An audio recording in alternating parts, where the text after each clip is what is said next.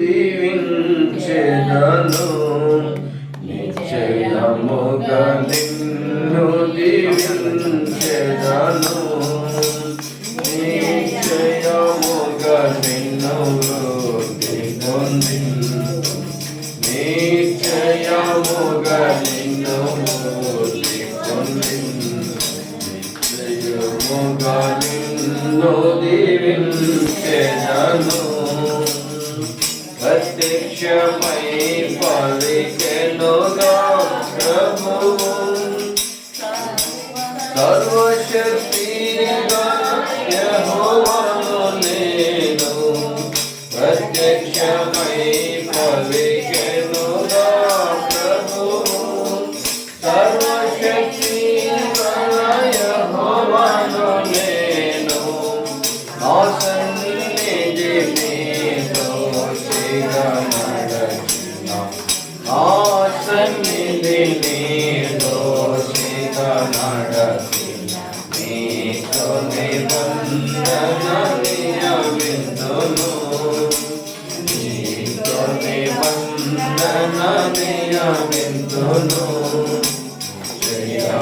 నిన్ను దీవించెదను నిశ్చయముగా నిన్ను దీవించెదను నిన్ను ఆశీర్వదించు వారిని నేను ఆశీర్వదించెదను నిన్ను ఆశీర్వదించు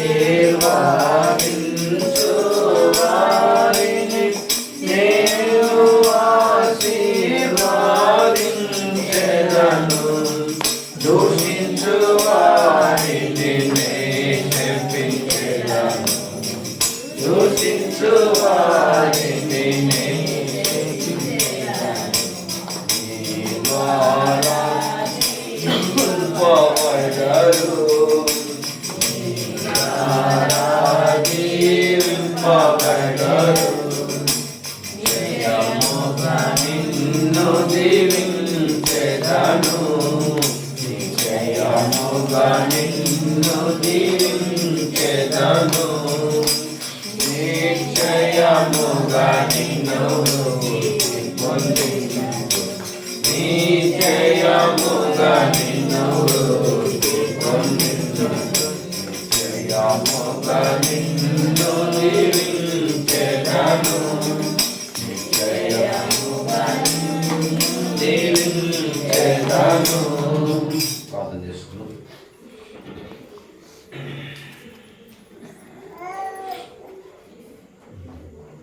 ప్రార్థన చేసుకున్నాం. పరిశుద్ధుడు దేవా, ప్రేమ కలిగిన మా తండ్రి, ఈ పరిశుద్ధ పాదం స్తోత్రములు చేత ఇంతవరకు కాపాడి ఈ సన్నిధిలో మమ్మల్ని ఆపరేట్ చేసుకుంటూ నీకు వందనాలు.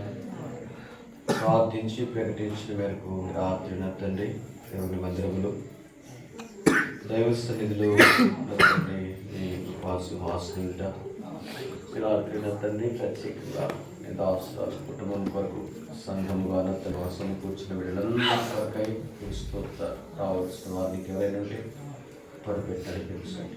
ఈ రాత్రి దేవా మేము చేస్తున్న ప్రార్థన నీ సన్నిధికి దూపం వెలించేలాగా దయ చూపించినైనా, ఎందుకంటే వాగ్దానం ఇచ్చి నెరవేర్చి మాట తప్పే దేవుడు కాదు నాయన, మాట ఇచ్చి నెరవేర్చే దేవుడు అయినా తండ్రి. వాగ్దానం తండ్రి మీరు చేసినటువంటి ప్రభువాను తండ్రి మాట వాక్ ఎన్నటి కూడా వెనక్కి తీసుకునే దేవుడు కాదు. అలాగ తండ్రి రాత్రి నా తండ్రి కొంత సమయం దాసులు అతను మొదలుపెడుతుండగా అతని వాగ్దానం చేరుపుచ్చుకొని మొదలుపెడుతున్నాను తండ్రి. దేవా తండ్రి, నీ ప్రజల పక్షాన మీరు చేసే కార్యములన్నీ ఎంతో గొప్ప తండ్రి.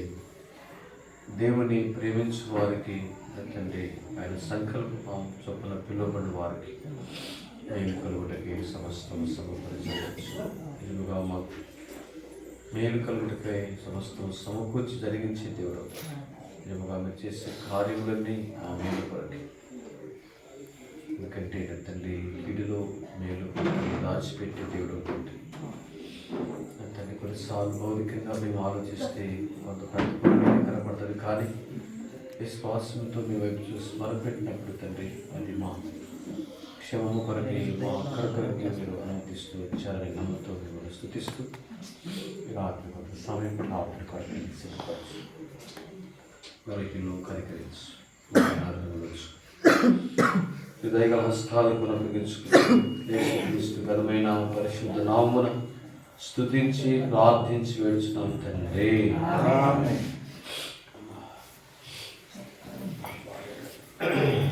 అందుకొని ప్రార్థన కదా నిర్మితమైంది ప్రార్థన కదా. యెహోషువ గ్రంథం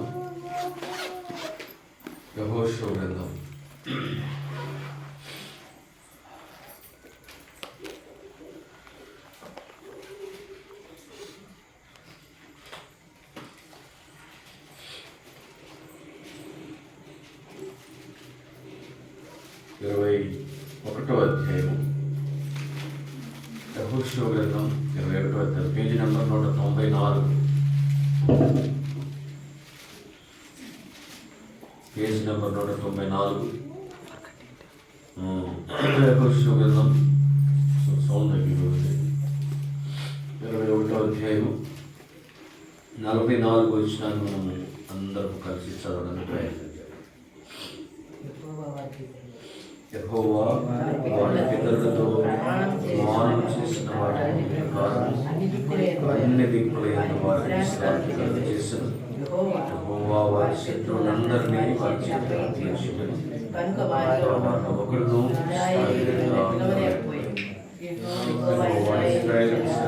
మాటలన్నిటిలో ఏది ఇంకో మాట చూద్దాం. రాజుల మొదటి గ్రంథం 3వ అధ్యాయం 2వ. మొదటి రాజులు మొదటి రాజులు తీసుకున్నాడు 3వ అధ్యాయము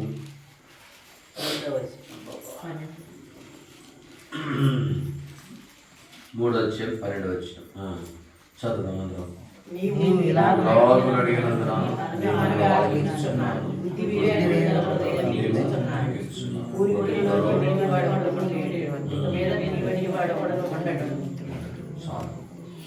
చదవబడిన లేఖన భాగమును రాత్రికాల సమయంలో దేవుడు మన వెనుకలో దీవించి మనతో మాట్లాడి ప్రార్థన కొరకై ప్రభువును సిద్ధపరచుగా. ఇక్కడ మొట్టమొదటిగా మనం చూస్తే యెహోషువ గ్రంథం 21వ అధ్యాయము 44వ వచనంలో చూస్తే దేవుడు తన పితరుల పక్షాన ఆయన న్యాయవంతుడు. తన పితరులతో ఆయన ప్రమాణం చేశాడు. చేసినటువంటి ప్రమాణములు ఆయన ఏది కూడా తప్పి ఉండలేదు. అవి జ్ఞాపకం చేసుకోవాలి. ప్రభు మనను రక్షించిన తర్వాత మన జీవితంలో ఆయన మన కొరకు చేసేటువంటి కార్యములన్నీ మన క్షేమం కొరకే. ఆయన మన జీవితంలో ఒకటి నమ్మండి, మన జీవితంలో ఆయన అనుమతించేటువంటి ప్రతి పరిస్థితి కూడా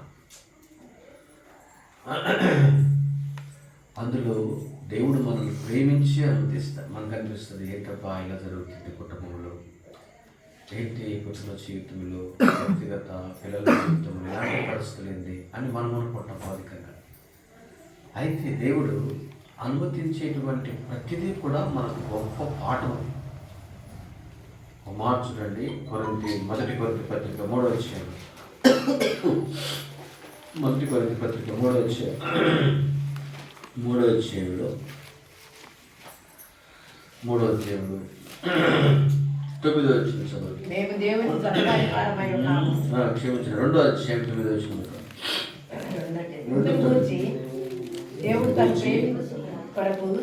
ఇందును గురించి దేవుడు తను ప్రేమించు వారి కొరకు ఏమి సిద్ధపరిచినో కంటికి కనబడలేదు, చెవికి వినబడలేదు, మనుష్య హృదయమునకు మనకేం అర్థం కాదు. అది చేసే కార్యాలంతా మనకి ఎట్లుంటుందంటే భౌతికంగా చూస్తే ఏంటబ్బా ఇంత ప్రార్థన చేస్తావు అంటే పరిస్థితులు ఎందుకు ఎందుకు ఇలా జరుగుతుంది అదే ప్రతి ఒక్కరి జీవితంలో అది మనకు వచ్చేటువంటి ఆన్సర్ సమాధానం ఎడదంటే ఏంటి పరిస్థితులు ఇలా ఉన్నాయి అనుకుంటాం. కొన్నిసార్లు కృంగిపోతాం, బలహీనమవుతాం, అనేర్పడతాం, నిరుత్సాహపడతాం.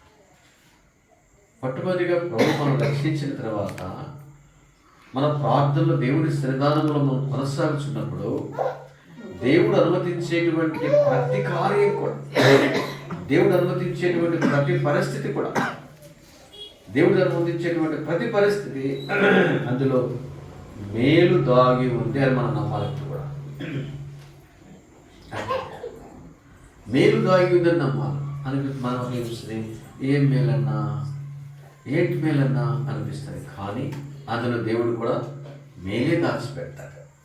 ఆ మేలును మనం పొందాలంటే ఏం చేయాలంట? కీర్తన 22:5 ఏముంది మాట అంటే చేయాల్సిన అవసరం లేదు. వారు ప్రార్థన చేస్తూ ఉండగా నేను వారిని నడిపిస్తా. ప్రార్థన చేస్తూ ఉంటే అందులో ప్రతికూలమైనటువంటి ప్రతి పరిస్థితి కూడా దేవుడు మనకు అనుకూలంగా మారుస్తాడు. చూసారా? అందుకని మాట చూడడం మాట, దేవుడు తను ప్రేమించు వారి కొరకు ఏవి సిద్ధపరిచెనో మనకు అర్థం కాదు. దేవుడు నీ కొరకు ఒకటి సిద్ధపరిచాడు. దేవుడు నీ దగ్గర సిద్ధపరచకుండా లేడాయన. ఆయన కొరకు నువ్వు ప్రార్థన చేసి ప్రభుని రక్షించుకున్నాడు, ఏర్పరచుకున్నాడు, ప్రార్థన చేస్తున్నావు. ఆయన నీ కొరకు దాచిపెట్టి సిద్ధపరిచాడు. ఏవి సిద్ధపరిచెనో అవి కంటికి కనపడలేదు. కనపడదు. మన కంటికి ఎలా ఉంటాయంటే మరుగైపోయినట్టుగా ఉంటాయి. చూసే భౌతికమైనటువంటి కంటికి ఏంటి పరిస్థితులు అన్నిట్లున్నాయి, ఏంటి పరిస్థితులు అన్నిట్లున్నాయి అనిపిస్తుంది. కానీ దేవుడు మనం ప్రేమిస్తున్నాడు అనేటువంటి సత్యాన్ని ఎప్పుడు మర్చిపోకూడదు. అందుకనే కీడులో దేవుడు మేలు నిజంగా దాచిపెడతారు. ఎప్పుడు కూడా అది మర్చిపోకూడదు. అది సామెత, లోక సామెత అంటారు కదా, మంచిది. అది ఒక కీడు వెనక మేలు అంటే దేవుడి వాక్యంలో ఇవన్నీ కాపీ పెట్టిన మాటలే. మనకు అనుభవిస్తున్నటువంటి ప్రతిదీ కూడా మన మేలు కొరకే. అందుకని అవి కంటికి కనబడలేదు, చెవికి వినబడలేదు, మనిషి హృదయానికి గోచరము కాదు. మనిషి చెవి వినపడదు. మనకి చెవి కనపడేటివన్నీ నిజంగా ఏంటంటూ వినపడతాయి. ఏంటబ్బా ఇట్లున్నాయి. కంటికి కనపడేటివన్నీ ఏంటబ్బా పరిస్థితులు ఇట్లున్నాయి, కుటుంబ పరిస్థితులు. మనిషి హృదయానికి ఆలోచన చేస్తే అమ్మా బయటపడతామా, ఇటు నుంచి తప్పించుకుంటామా, ఎలా తప్పించుకుంటాం? ఇవి నిజంగా మన ప్రశ్నలు. కంటికి కనపడవు, చెవికి వినపడవు, మనిషి హృదయానికి వచ్చిన. అయితే దేవుని పిల్లలు ఒక్కటే సంతోషించాలి. ఎంత పరిస్థితి మనం అనుభవిస్తున్నామో, శ్రమలో నిజంగా దేవుని మనము శ్రమలో దేవుని స్తుతించేటువంటి అనుభవం నిజంగా మనకు నేర్పిస్తుంది. ప్రభువా, ఈ పరిస్థితి నా కుటుంబంలో చోటు చేసుకున్నది. అది భౌతికమైనటువంటి ఆరోగ్య పరిస్థితి కావచ్చు, ఇంకా ఆర్థిక పరిస్థితే కావచ్చు, లేదా పిల్లల భవిష్యత్తే కావచ్చు. ఈ పరిస్థితి నా కుటుంబంలో చోటు చేసుకున్నది. నన్నైతే నువ్వు రక్షించుకున్నావు. నీ కుమారునిగా, నీ కుమార్తెగా నన్ను చేసుకున్నావు, రక్షించుకున్నావు. అయితే నా కుటుంబంలో ఈ పరిస్థితి నిజంగా అనుమతిస్తూ వచ్చావు. అయితే ఇందులో నిజంగా నా కొరకు నీవు మేలు దాచిపెట్టే దేవుడు నాకు వాగ్దానం ఇచ్చావు. నాకైతే నీవు వాగ్దానం ఇచ్చావు. ఏమైనా వాగ్దానం ఇచ్చాడు? మొదటి రాసుల గ్రంథంలో మనం చూస్తూ వచ్చాం. 3వ అధ్యాయము రాసుల పక్షాన కుటుంబ వాగ్దానం చూస్తే, నీవు ఇలాగున అడిగినందున నీ మనవి ఆలకించుచున్నాను, బుద్ధి వివేకములు గల హృదయము.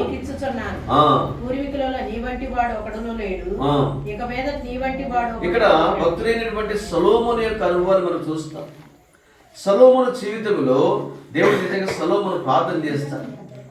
ఏమైనా ప్రార్థన చేస్తాడంటే భౌతికమైనటువంటి పరిస్థితులు నిజంగా దేనికి ప్రార్థన చేయలేదు. కానీ ప్రభువా, నాకు ఈ ప్రజలను ఏటువంటి జ్ఞానం ఏంటంటే చూసారా, 9వ వచనంలో చూడమాట, ఇంత గొప్పదైన నీ జనమునకు న్యాయం తీర్చగలవాడు ఎవడు? కాబట్టి నేను వివేచించి నీ చెల్లెకు న్యాయం తీర్చినట్లు నీ దాసుడైన నాకు వివేకల హృదయం దయచేయము. సొలొమోను చేసిన ఈ మనవి ప్రభువుకు అనుకూలమైన మంచి శ్రేష్టమైన ప్రార్థన. ప్రభా, ఈ పరిస్థితుల్లో నాకు జ్ఞానం అవసరమయ్యా. ఈ పరిస్థితుల్లో నాకు ఎలాగో నేను ముందుకు వెళ్ళాలయ్యా.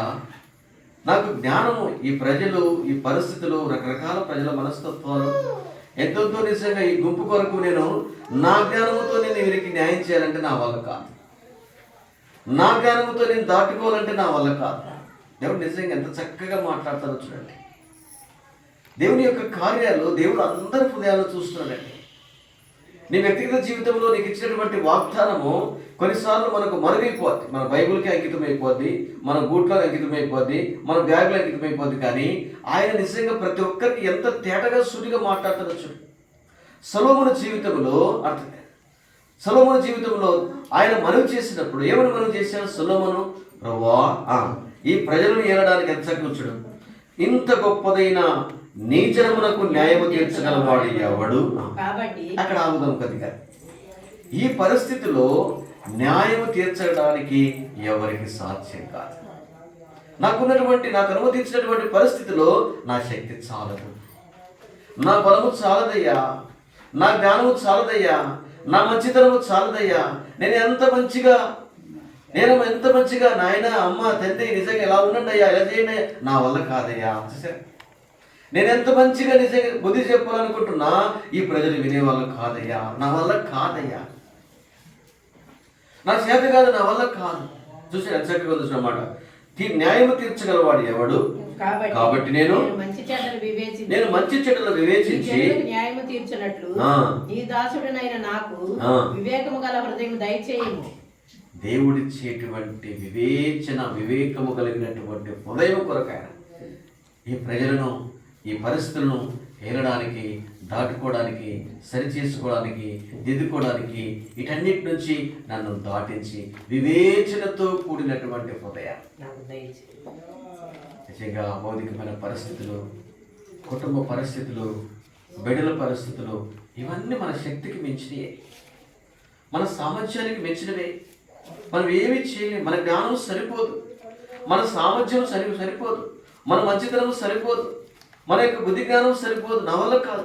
వివేకము కలిగినటువంటి హృదయం ఎలా నడుచుకోవాలి ప్రభా అని ఈ భాగంలో ఆయన చేసేటువంటి ప్రార్థన ఏముందంటే, దేవుని పైన సంపూర్ణంగా ఆధారపడి ప్రార్థన చేస్తాడు.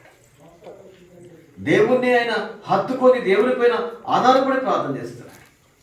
మన జీవితంలో కూడా ఈ రాత్రి మనం నేర్చుకోవాల్సిందంటే, మన శక్తికి మించినటువంటి పరిస్థితులు, మన జ్ఞానానికి మించినటువంటి పరిస్థితులు, మన బలానికి మించినటువంటి పరిస్థితులు మన వల్ల కాదు.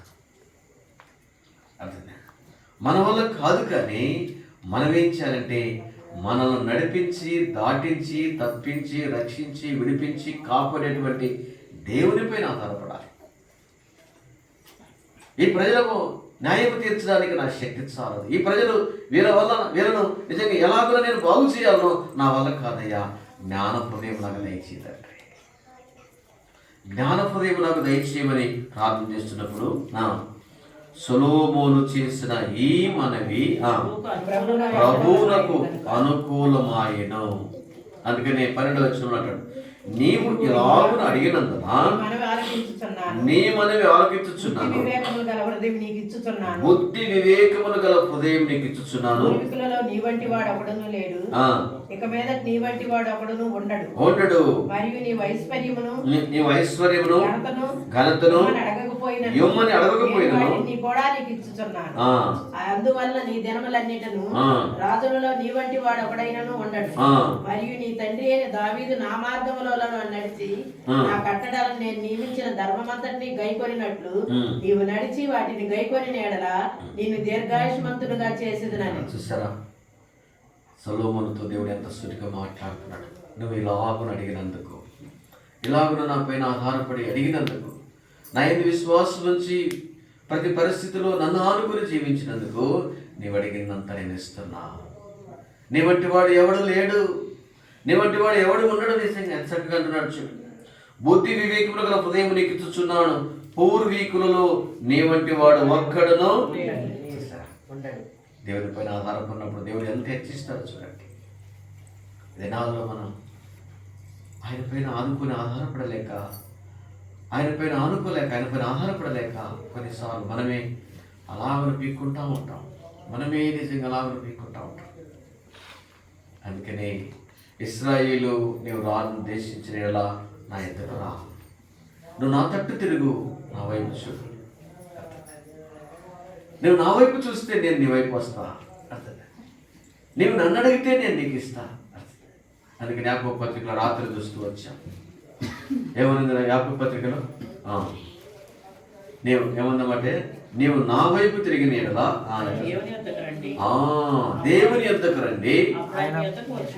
సొలొమోను నిజంగా దేవుని దగ్గరకు వచ్చాడు. ప్రభువా, ఈ ప్రజలకు న్యాయం తీర్చడానికి నా శక్తి చాలు, ఈ పరిస్థితులు బాగు చేయడానికి నా వల్ల కాదు. ఈ ప్రజలు రకరకాల మనస్తత్వం, మనము ఆయన సొలొమోను ముందున్నటువంటి ప్రజలు ఉన్నారు, మన ముందేముంది కుటుంబం ఉంది. అనేకమైనటువంటి పరిస్థితులు దాటుకోవాలంటే మన శక్తి చాలు. అందుకని దేవుని పైన ఆధారపడినప్పుడు, ఆయన పైన ఆనుకున్నప్పుడు అప్పుడు అంటాడు దేవుడు, నీకు జ్ఞాన వివేకములు కలిగినటువంటి హృదయం అడిగావు కాబట్టి నేను దాన్ని ఇస్తాను. పూర్వీకుల్లో నీ వంటి జ్ఞానవంతులు ఎవడు ఒక్కడు కూడా ఉంటాడు. దేవుడిచ్చే జ్ఞానము నిజంగా ఆ జ్ఞానానికి సమస్త పరిస్థితులు అన్నీ లొంగిపోతాయి. అన్నీ కూడా లొంగిపోతాయి ఆ జ్ఞానానికి. అట్టి జ్ఞానం పైన మనం ఆనుకొని ఆధారపడతాం. రాత్రి సోదరి కుటుంబ పక్షాన దేవుడిచ్చినటువంటి వాగ్దానం, బుద్ధి వివేకములు గల హృదయము అడిగాడు.